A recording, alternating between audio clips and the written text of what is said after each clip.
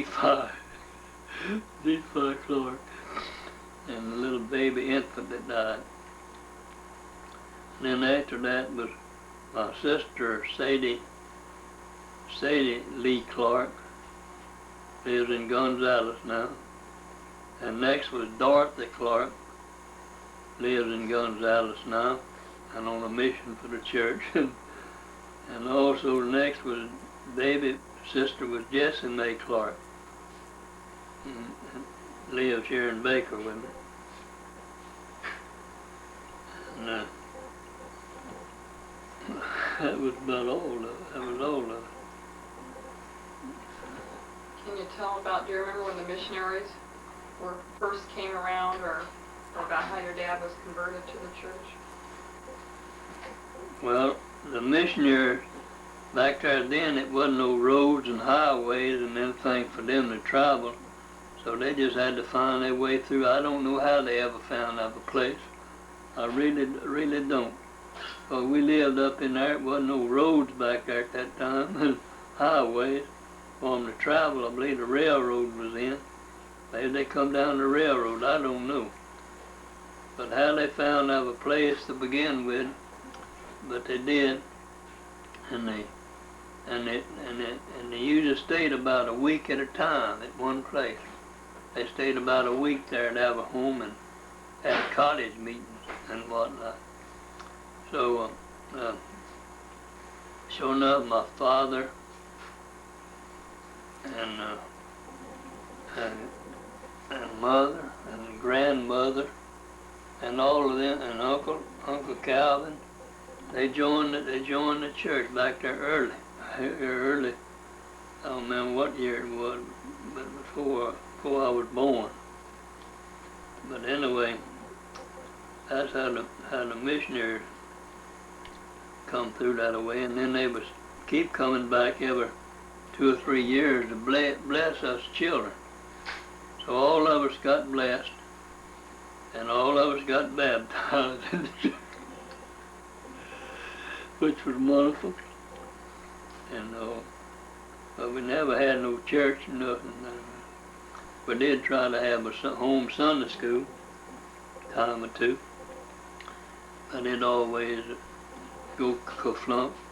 Some of them move away and quit coming, and all. So we didn't have much Sunday school to go with. But we made out. We always know what church we belonged to.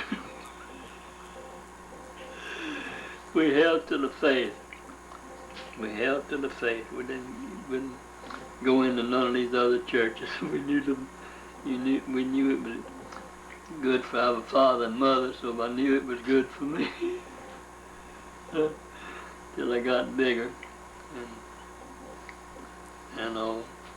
And my oldest brother, he come down with some kind of, had to have an operation, so we had to move to LeCount for a few years to get him to a hospital.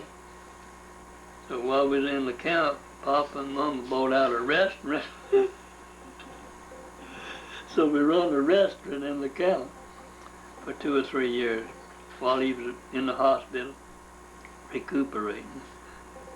So I enjoyed up there. I started the school. That's where I started the first grade at, was in LeCount school. And all, you know.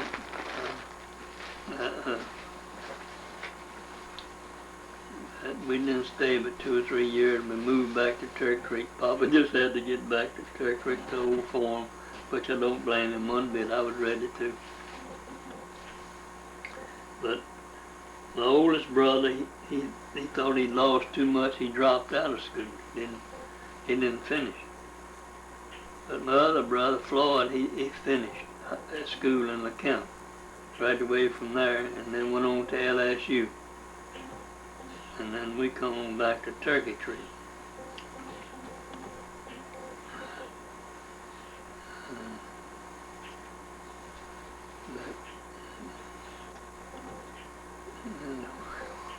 Well, what about your later years in the church when you moved to Baton Rouge? Isn't that when you got more active because there was a bigger Oh, yeah. leadership. Well, yeah. So after I grew up in Turkey Creek and all, I I had to go into the army in World War II. Drafted into the army in World War II. So while in the army, I guess it was kind of a miracle happened in my life. I don't know what else I could have called it. And then, That's when you met me. That was the miracle. I'm in the army now, Dorothy. I'm in the army. But anyway, while I was in the service, I was in the desert training center out in California, in the Mojave Desert out there. One day, we was out there in the field drilling and working, and a whirlwind come up. And it just took sand and poured it all over me and in my eyes and filled my eyes full of sand. And I thought I was blind. Well, they sent me to the hospital in San Bernardino, San Bernardino. Palm Springs. Palm Springs. They sent me to the hospital there in Palm Springs and kept me about a day or so more and cleaned it out some. But then I don't know why, but they decided, they transferred me to Biggsfield, Texas, to the hospital over there in Texas. So that's where I was discharged after I was there for a while in the Texas in the hospital. I don't know why they discharged me, which I was really looking for. I really made me real happy to get out of there, but I wasn't asking for it.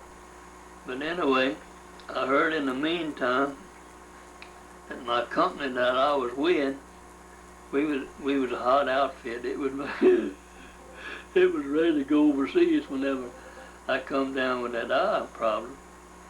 And sure enough, it shipped out. And I heard, I don't know, I've never seen or heard no more, that they was all killed in that Normandy beach.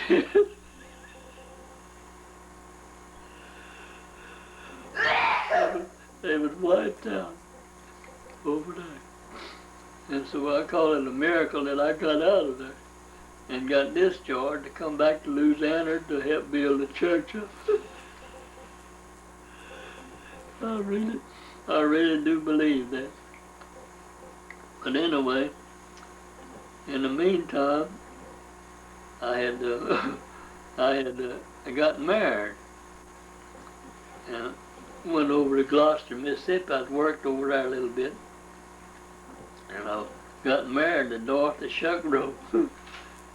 And I brought her back to Louisiana with me at that time, after the war. And we lived in Leesville, Louisiana. I had a civil service job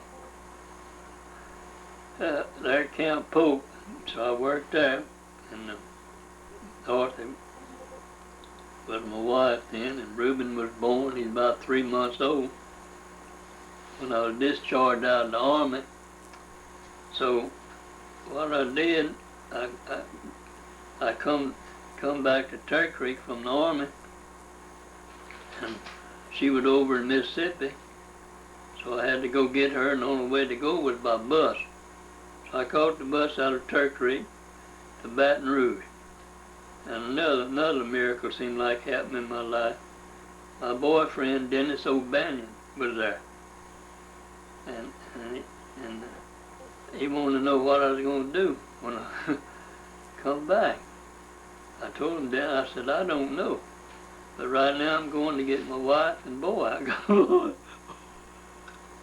over Mississippi and come back. He said, well, I'll tell you what you do. He, in the meantime, he went to work for Ethel Corporation down here. So he said, I'll tell you what you do. He said, go get them and come on back over here and said, I'll get you a job at Ethel Corporation. And I'll fix you up. So I said, well, I made this do that, didn't I? So sure enough, I did. I went on over and got Dorothy and Reuben, come back to Turk Creek. So I took me about a month off to go hunting, get out in them woods again. And it was good for me after being in the Army. And so I hunted around there about a month before I come down to Baton Rouge and got with Dennis. And so I put my application in at Ethel, and I put one in at Standard Oil, same time. And they come through it the same day. So I had to make my mind up which one I was going to go to work for. So I went with Standard Oil. Of course, it was bigger, looked like I had more benefits and everything. So I went to work with them. And, but in the meantime, I had to move to Baton Rouge. And I got down here, and we had few more people than the members of the church here. And they gave me an opportunity to get in with them here in Baton Rouge, a little branch of the church. But in the meantime, the missionaries came by the house. The two lady missionaries, and they will forget them, Sister Peck and Sister Edwards. So they started giving my wife a lesson. So sure enough, she come in the church. And in the meantime, I got in active with a little branch of meeting over there, and we built a little church there in Hiawatha Street. And I was very active in there with them, and so it wasn't very long until I was called to be a councilman in the district. I took into whole South Louisiana, including New Orleans and all of South Louisiana. Brother Gordon O'Quinn was the president, and Brother Murphy was the other councilman, and I was the other councilman. And we headed up the district here in South Louisiana. And some did we work, so we really went to work. Long and hard. It wasn't many members. They were scattered all over. We had to search them out and find them, put them together, get them organized, get them in little Sunday schools and branches, wherever we could, as fast as we could. So we all three worked like fire, night and day, trying to build the church up. Because we had faith in it. We had faith it was going to grow and get big. So we really worked hard, and we was able to do it. We were successful. We put little Sunday school together wherever we could, and little branches here and there, until in 1955 we decided that we had enough reinforcement to have a stake here. So President Gordon O'Quinn wrote a letter to the general authorities in Salt Lake, telling them we thought we had South Louisiana built up enough where we could have a stake. So they come down, and sure enough, they organized us into a state, New Orleans state, taken in South Mississippi. They had members over there, so they took them in the state. But that's the first stake in Louisiana, New Orleans state. And I really get a kick out of it today thinking about it, how hard we labored to turn big northern New Orleans around to have a state here. And since then we have about 5 or 6 more states that's come out of the old New Orleans state. So I'm proud of the growth that the church has made since I came back from the Army. So I can see now that the Lord had a work for me.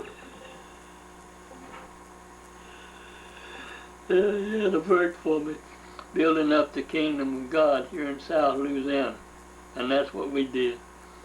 Now we got churches all over Baker, everywhere. At that time we didn't have any hardly, just a very, very few. Just one or two here and there. But today it's different. Churches, stakes all over. So I'm really proud of my accomplishment. Since coming back from the army in the church. I labored in the district. We put it in a stake in '55, and then I was called into the High Council, New Orleans Stake High Council. And there I was High Councilman there and labored for 3 years. Most of my time was in Mississippi. That's where my assignments was. They didn't let me in Louisiana no more. I went to Mississippi. I labored over there for about 3 years in South Mississippi. And that's where my daughter gay.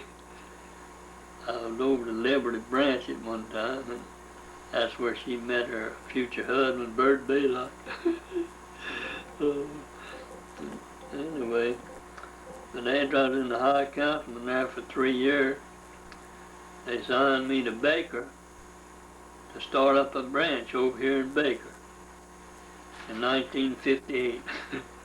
And so, which I did, and today we got a beautiful church here, a lot of people in it, and doing great. So I'm really happy over the progress that I have made since coming out of World War I in the church. It's been nothing but a success, but a success. Everything we touched, we moved it. How we did it is the Lord. It wasn't us, it was the Lord. We had the Spirit with us, and we just told it to the people, and they followed. And so today we have a wonderful church. In fact, it stakes all over Louisiana now. It's not even a mission nowhere in Louisiana no more. It's all under stakes. All North Louisiana and everywhere. But that was a wonderful experience to me at that time, just coming out of the army. Didn't know much about the gospel. I had to learn. I had to learn everything as I went along, and that I did. I got to speak everywhere. I used to speak 4 and 5 times a day, different places all over Louisiana.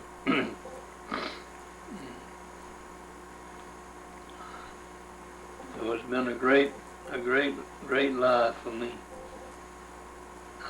I had a lifetime job with Exxon. I went to work there in 1944, and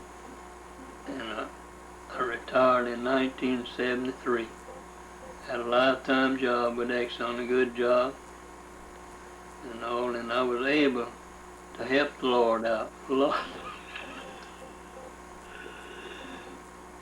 Because I was able to travel and do things by, had cars and everything to travel in. Whereas otherwise, somebody else may have not had that.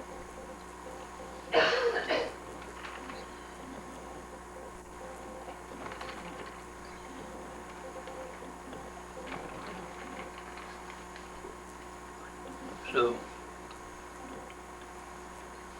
where you want me to go to now?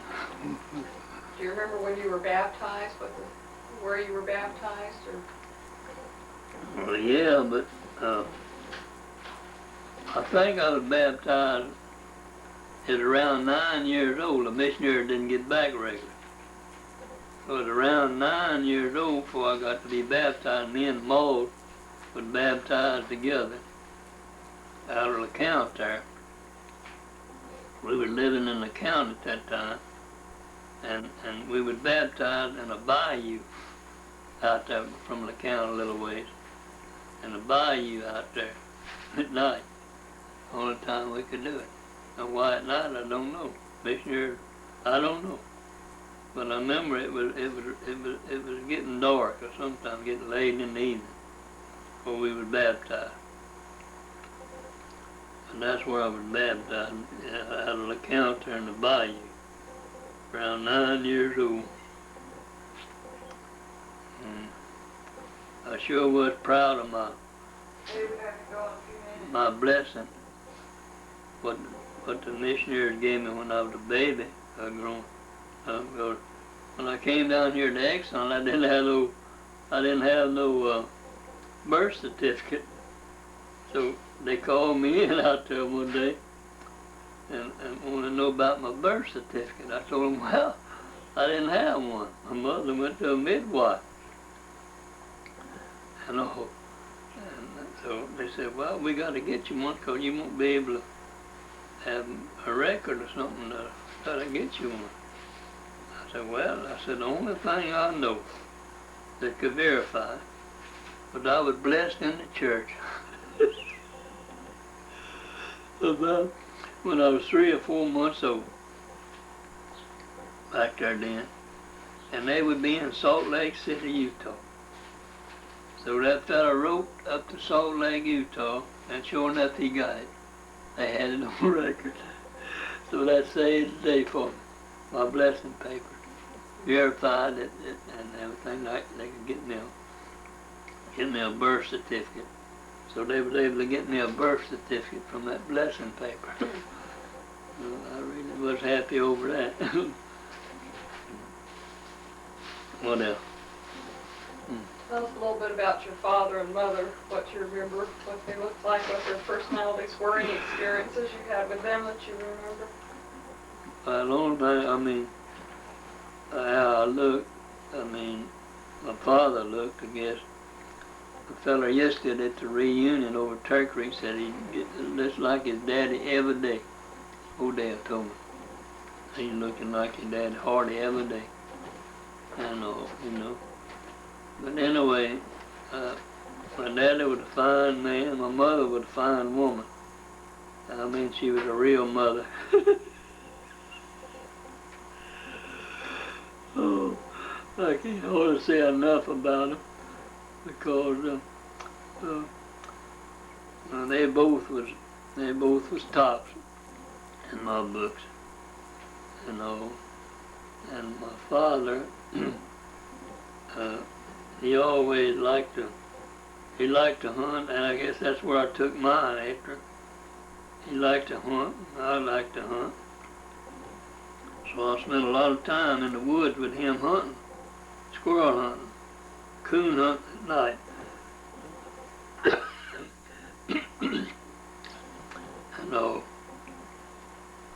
But my father didn't get too much education, about 7th to 8th grade, I believe, but he had a good mind.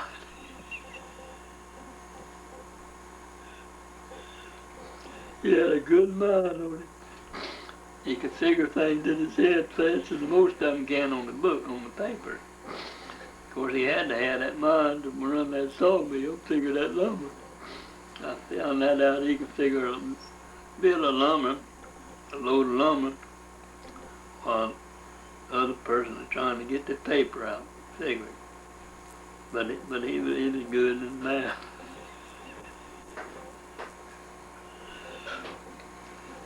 And I just can't say enough about my mother. She was a real mother. I never a day in my life come home but she wasn't there. She had me something to eat.